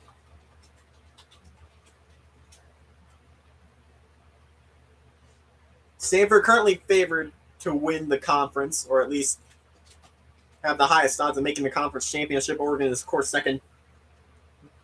Oregon losing this game Oregon loses this game, they still have a very likely shot to make the conference title game. Stanford loses, they're immediately in danger due to another team lurking right behind them. USC is sitting at 5-1 as well. The Trojans play Oregon State tonight as they try to continue their march into potentially being a Pac-10 spoiler. Oregon's schedule throughout beyond, they have a bye next week. They play Washington and Washington State, Arizona State, and Oregon State. Speaking of Arizona State, the Sun Devils still not out of it. Just barely, they're still hanging on. They're 5-1 and 2-1.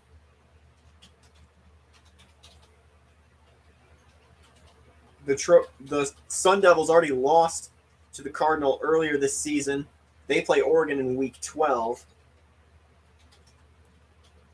Stanford's big test, aside from this game, will be USC Week 10. But let's get into it. Hello?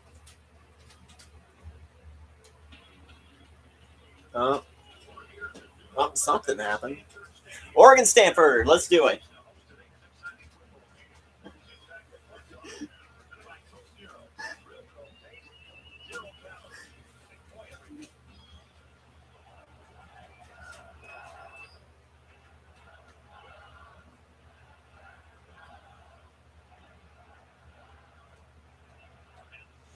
Stanford will kick it off first, and Oregon start the game off. They're in their all whites. They'll take it to about the 29-yard line.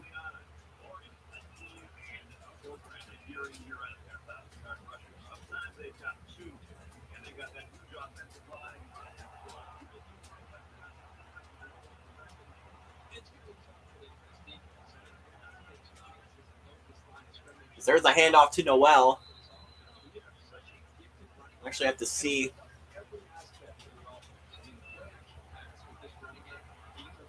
I believe that is Buchanan in the game.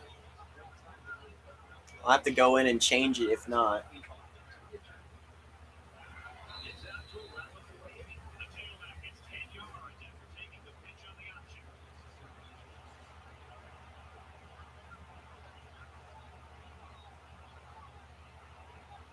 There's the snap. Option keeper. That is Mark Buchanan, thankfully. It'll be a loss of 1. Mike Rowe gets the stop.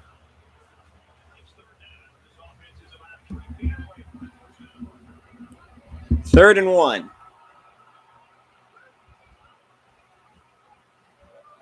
Keeper once again for Buchanan, and it'll be a first down this time. 5-yard gain.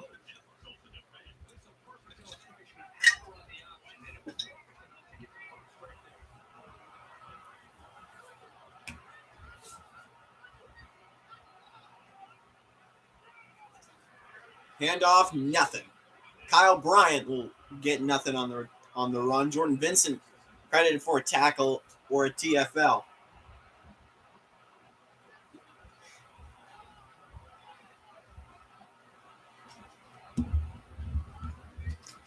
Here's Buchanan throwing short on the slot once again to Noel. Nothing. That's Kyle Bryant actually for another first reception for him. That'll lose a yard.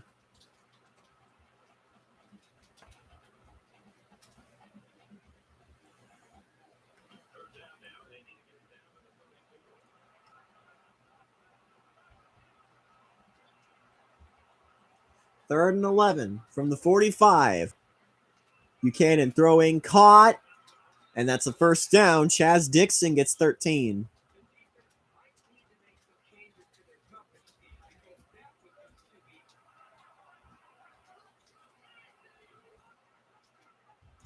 Handoff Noel. The 5-yard gain.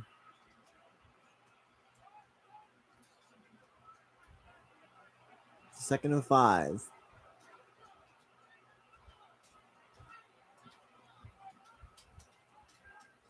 Handoff to Noel. First down.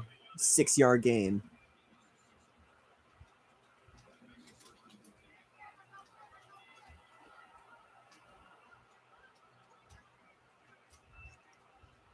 Throwing this one to the left side. Frank Montgomery gets 3 yards.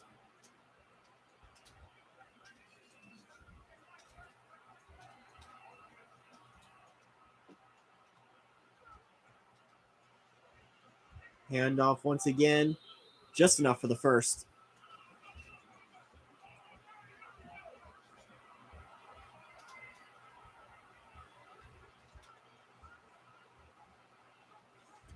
Keeper for Buchanan. He's got room to run, but he'll stall. He'll get 7 yards. There's an... Oh, no. Oh, no. That's Terrence Noel.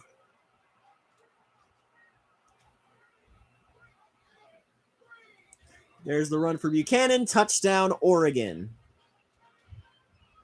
Oh, no. But we're going to be on pins and needles. I hope it's not serious. It didn't look... Hopefully, it didn't look serious, but you never know in this game. Oregon on the board first.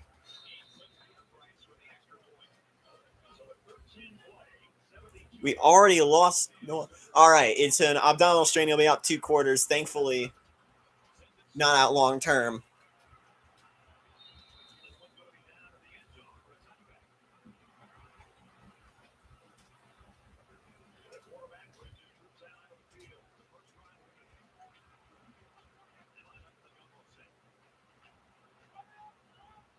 First and 10 in the jumbo. Run for McKenzie gets 4 yards.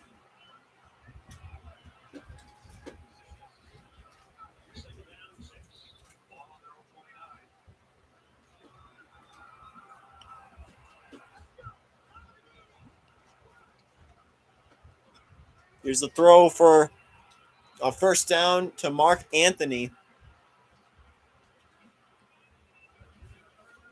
for Marvin Walker.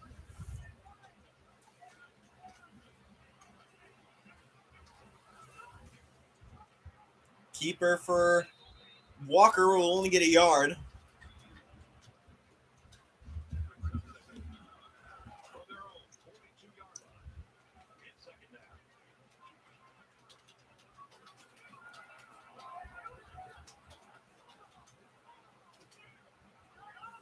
Second and 9. Plenty of time to throw. He'll throw short on a screen. Lose 2 yards. Third and 11.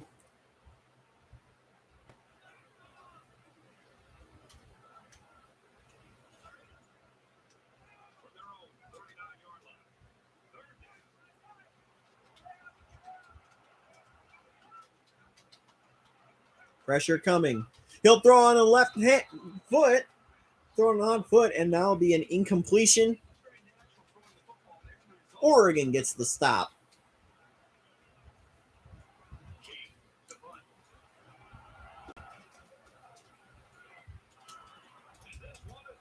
Big, deep punt will be taken to the 20, to the 25, got around to the 29-yard line. Frank Montgomery on the return.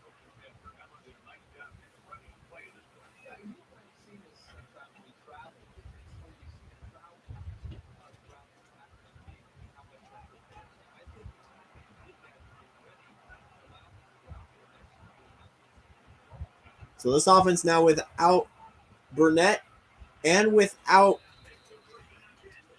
for the next 2 quarters, they'll be without Terrence Noel. We'll have to see how they do.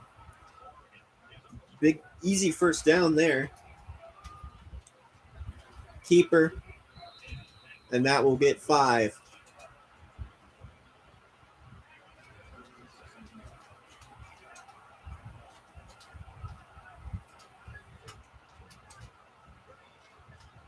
Second and 5. Easy first down, and he hurdles over a man. He'll get to about the 35.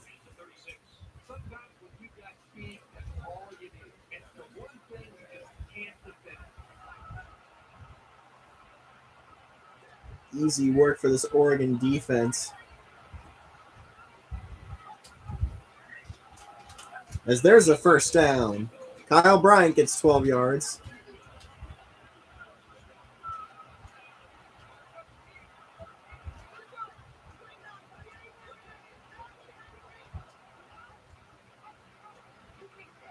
Keeper. That'll get 3 yards. It'll be a 2nd and 3 from about the 16-yard line.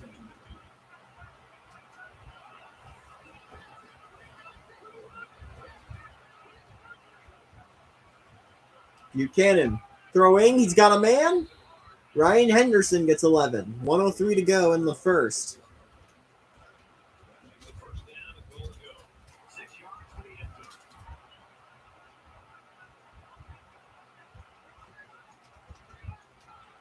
And it'll be wrapped up in the backfield for a loss.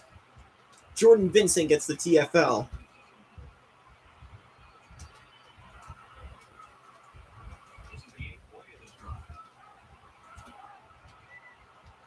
Here's 2nd and goal. Stuffed again. Eric Burnett was the runner. Let me confuse with Andrew Burnett.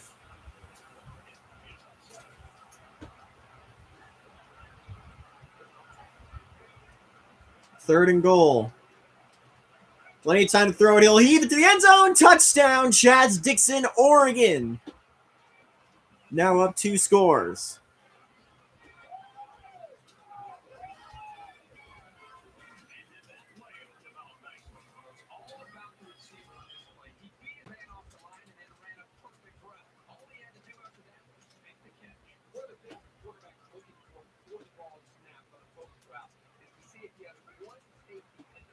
And that will make it a 14-0 ball game.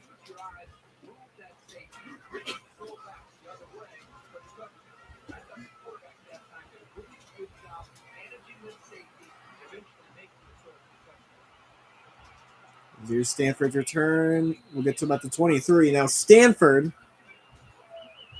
Cardinal, of course, the reigning 2KU champions, if you remember the main channel live streams.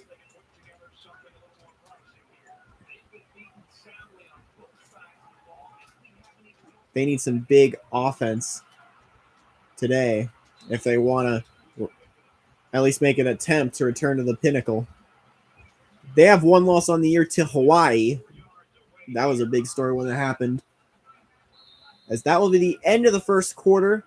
Oregon, even without their stars, running circles around Stanford. 14-0 the score after 1.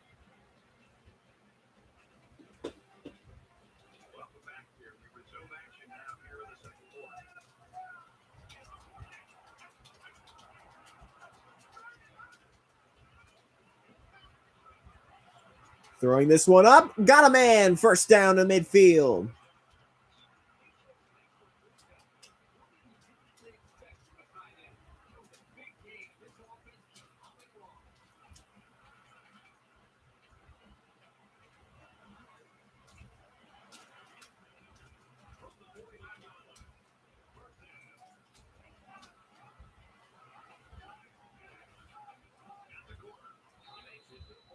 A yard gain for McKenzie on the run.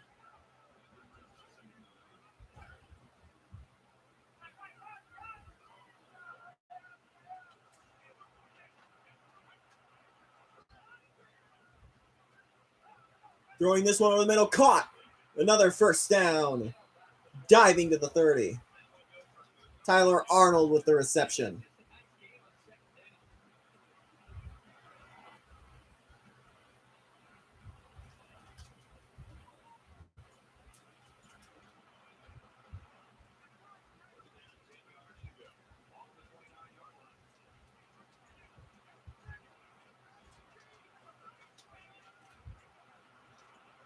Run once again. Still going. He'll get the first down.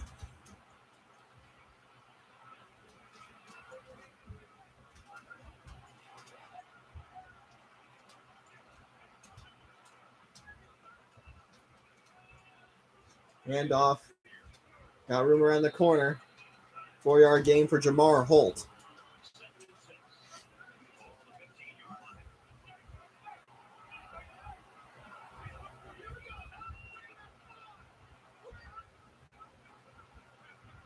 Throwing caught. 4-yard gain for Arnold. 3rd and 2.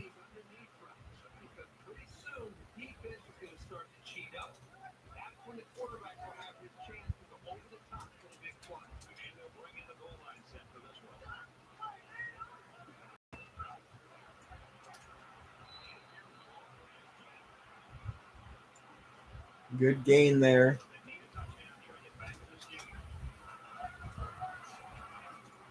Enough for the first. There's the handoff to the back. Trying to round the corner. He'll lose a yard. 4 tackles on the day for Aaron Coleman. Credited with the TFL on that play. 4 minutes to go in the half.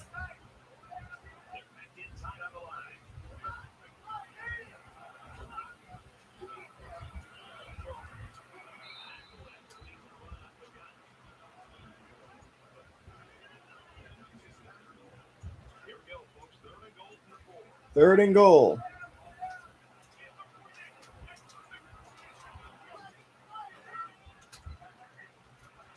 Handoff, he's got room. Touchdown, Stanford. Jamar Holt puts it in.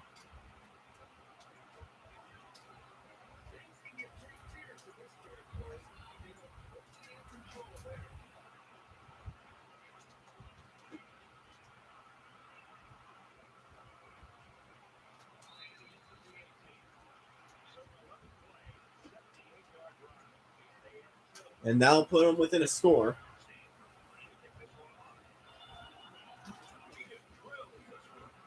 Deep kick. So that'll be taken in the end zone for a touchback.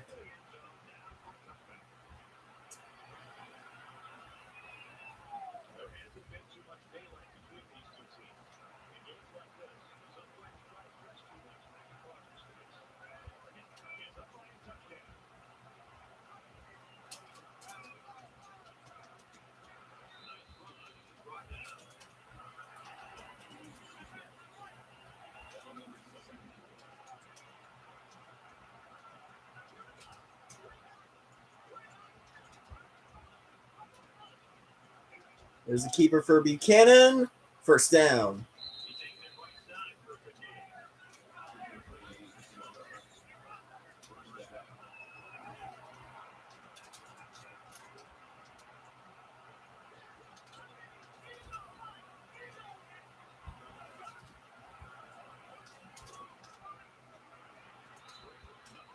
Nothing on the run. It'll be 2nd and 10. Kyle Bryant was the runner. Jordan Vincent credited for the tackle. It's his 4th of the day.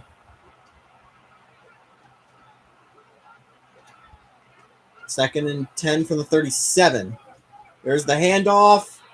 Nothing again. It'll be 3rd and 10.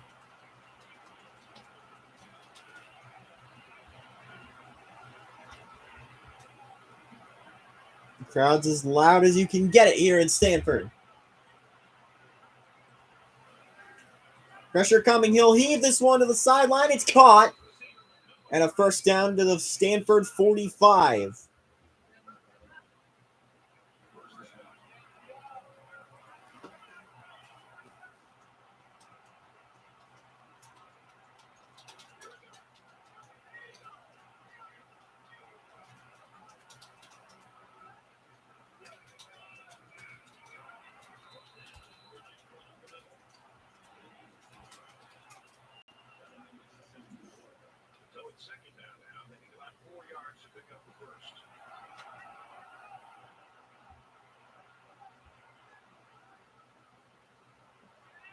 Throwing this one incomplete.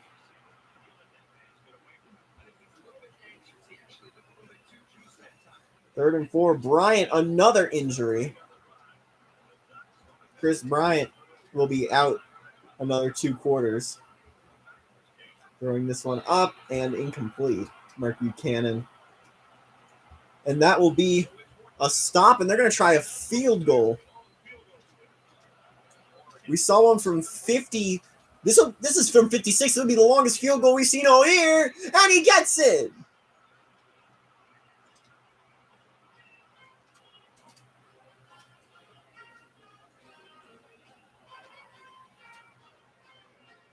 A 56-yarder.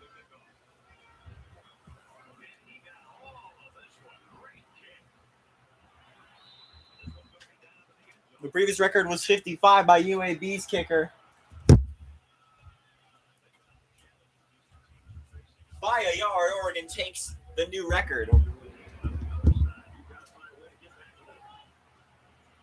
Walker throwing, caught for a first down. That is Byers with a 12-yard catch.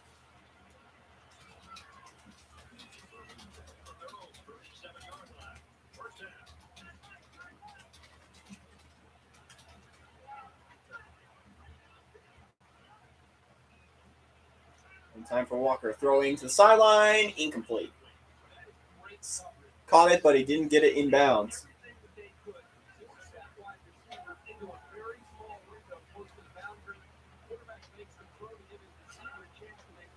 Here's Walker throwing, caught, and brought down where he stands. First down. Tyler Arnold with another catch. He's got 3 for 34 yards.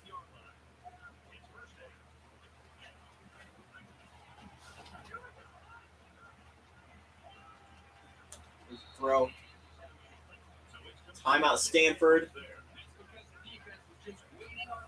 from their own 49.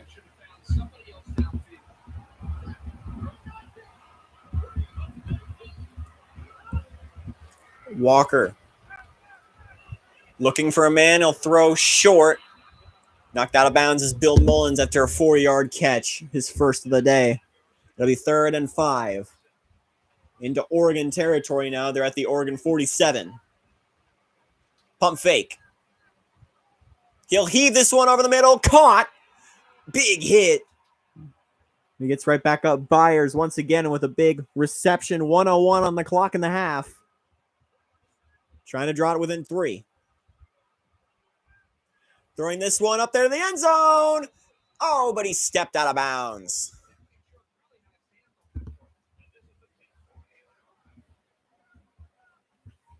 Looking for 2nd and 10. 55 on the clock. Walker. Pressure coming. He'll throw it short. Timeout Stanford. 3rd and 9.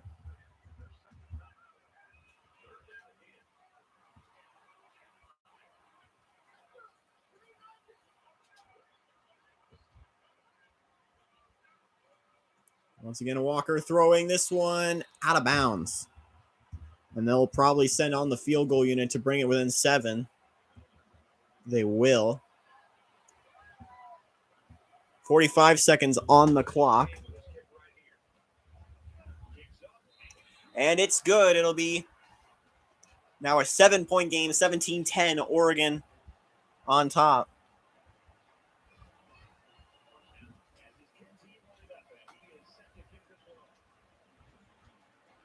Oregon will return it. Stanford gets it back in the second half. There's another run. Ooh. I think that looked a lot worse than it was. I thought someone was injured. It would have been another blow to Oregon where they can't really afford it. Here's a throw. Caught to midfield. He'll step out of bounds. Chris Smiley with the reception.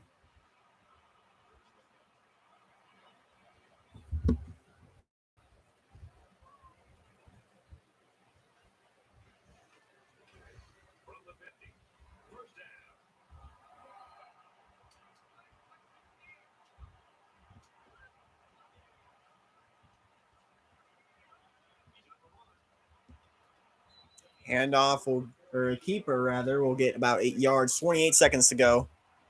Oregon's got 2 timeouts.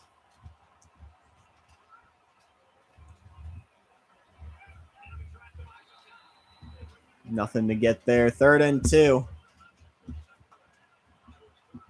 Oregon's 4 for 5 on 3rd downs. Throwing caught. And that's a 1st down once again.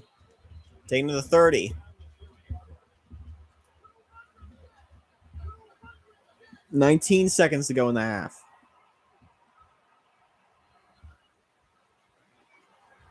Buchanan keeper.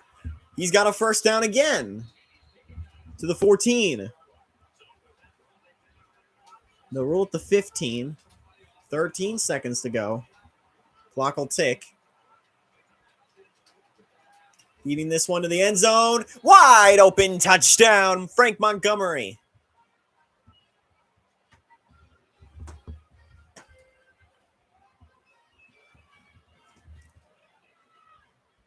Stanford will have 6 seconds to maybe make something happen, but also to note, Stanford will get the ball back in the second half.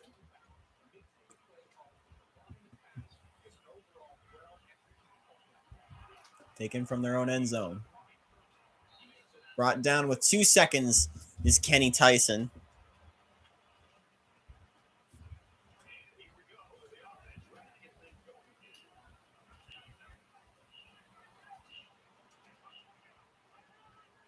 And they'll just run it and run the clock out. A 1-yard gain. And that will be the end of the first half. Oregon up 2 scores, 24-10. On the road against Stanford.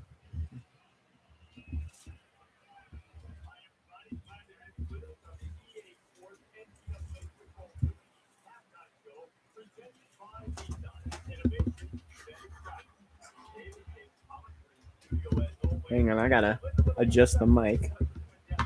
And adjust the camera.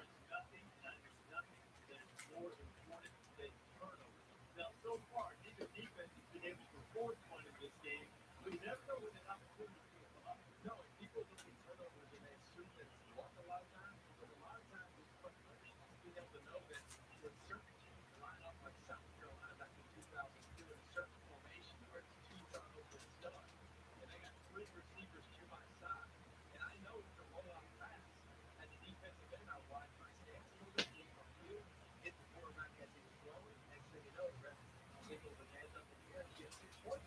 So you could definitely beat with As we look at the stats, Oregon dominating in the rush, and they're in the lead in the pass as well. Really taking the lead in every category so far.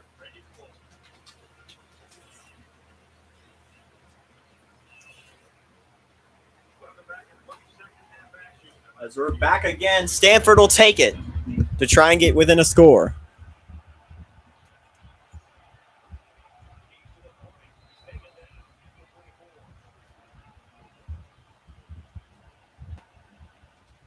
There's got to be some sense of urgency to this offense right now. They don't have the luxury of wasting drives if they want to get back in the game. Marvin Walker over the middle, caught to Arnold for a first down.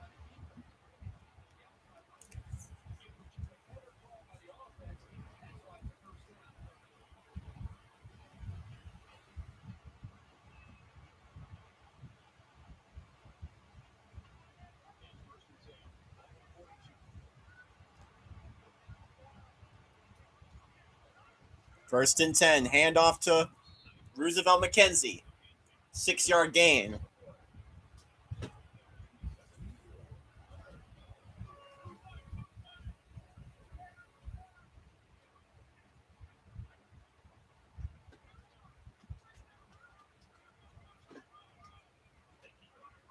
Handoff once again to McKenzie. That's enough for a first.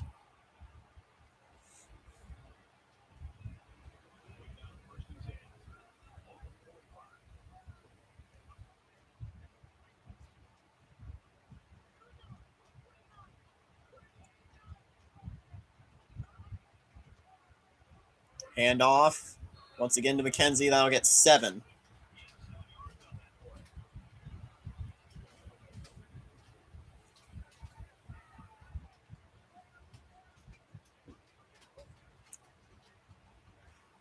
Second and 3. Here's Walker throwing over the middle, caught in traffic for a first down. Kenny Tyson with the catch.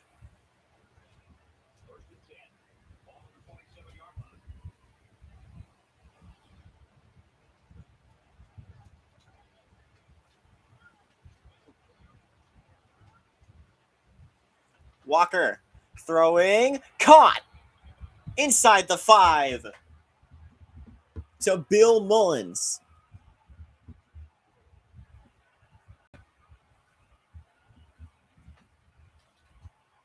And they're setting up at first and goal from the 4.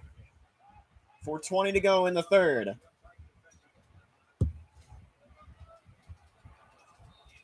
And that won't get anything.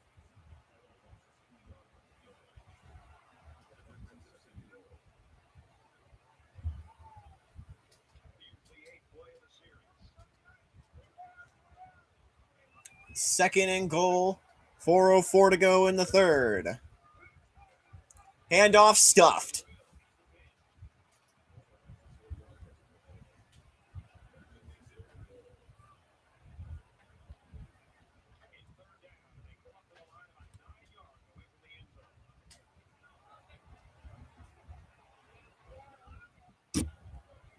Walker throwing to the end zone. They won't rule it complete. He's out of bounds. And they're going to try again for a field goal.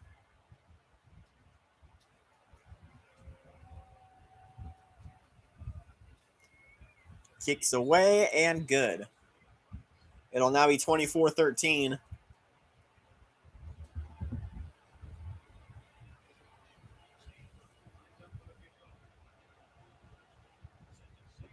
There's the kick to the end zone. Will be taken to the 10, to the 15, to the 21.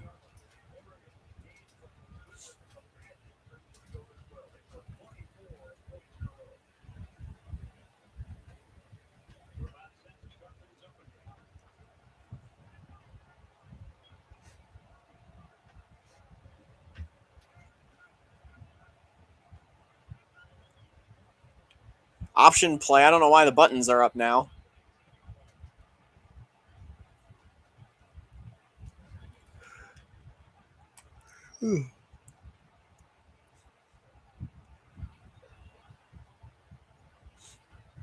Keeper to the back.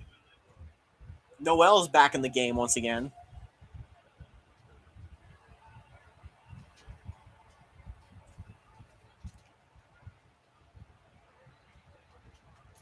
It'll be short of the first. It'll be 4th and inches.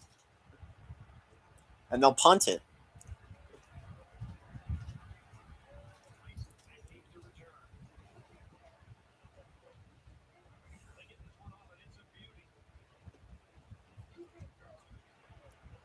Weaving to about the 37-yard line. It'll be 1st and 10. There's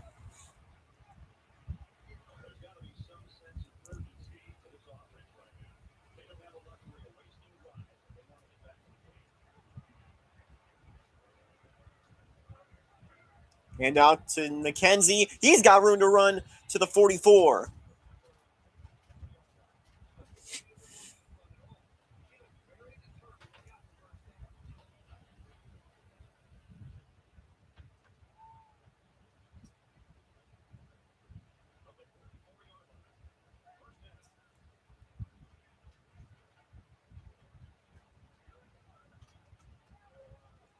Handoff will get about a yard, maybe 2.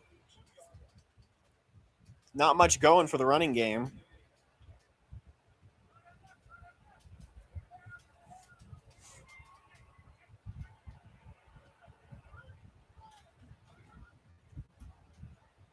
Walker throwing. Once again, can't stay in bounds. 3rd and 8.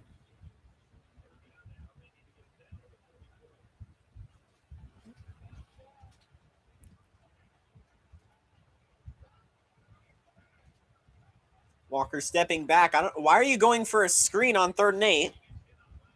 And I'll be a loss back to midfield.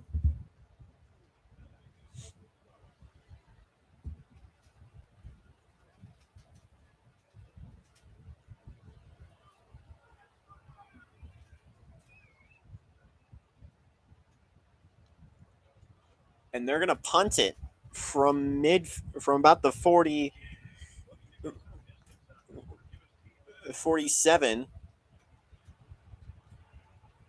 Looking for a good punt. And they'll pin it, I think, at about the 5. It'll be the 7.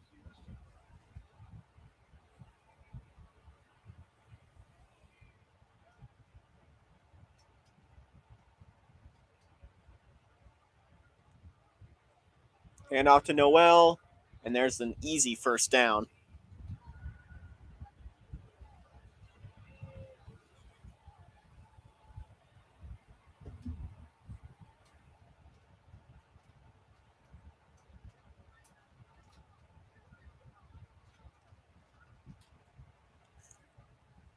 Handoff. It'll be a keeper, and he won't get anything. Brought down for the TFL by Jordan Vincent. 2nd and 11. Handoff to Noel. Nothing can stop this man as he's still going. It's 1st and 10.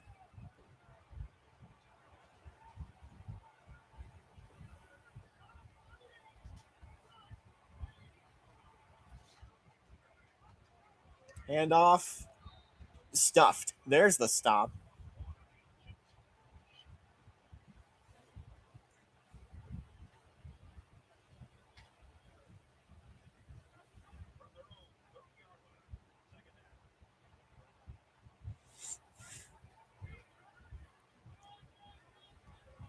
Handoff.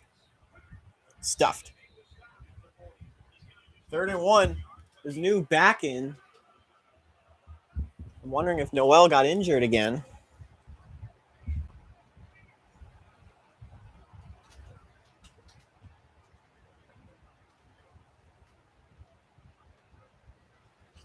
And there's a 1st down, and he's got room to the 46.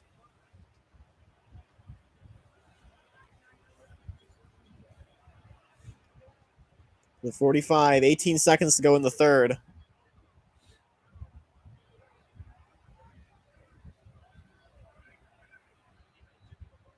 Second and 7. The clock will run out, and that will be the third quarter here from Stanford.